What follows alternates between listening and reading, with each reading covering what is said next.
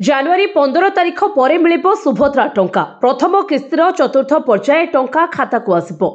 ତେବେ ନିର୍ଦ୍ଦିଷ୍ଟ କେତେ ତାରିଖରେ ଟଙ୍କା ମିଳିବ ସେ ନେଇ ଉପମୁଖ୍ୟମନ୍ତ୍ରୀ ପ୍ରଭାତୀ ପରିଡ଼ା ସୂଚନା ଦେଇନାହାନ୍ତି।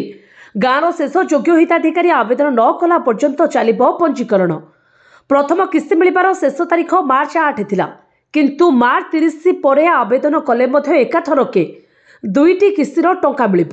ବ୍ୟାଙ୍କଗୁଡ଼ିକ ସହିତ ବୈଠକ ସରିଲାଣି। ତେବେ ଅଙ୍ଗନବାड़ी ଦିଦିମାନେ ଘର ଘର ବୁଲୁଛନ୍ତି। ତେଣୁ ଯାହାର 5 ଏକର ଜମି ଅଛି ବା ନାହିଁ ଏହି ଦ୍ୱନ୍ଦ୍ୱ ପାଇଁ ଡିସେମ୍ବର 30 ପର୍ଯ୍ୟନ୍ତ ତଦନ୍ତ ହେଉଛି ବୋଲି ପୂର୍ବରୁ ସୂଚନା ଦିଆଯାଇଥିଲା।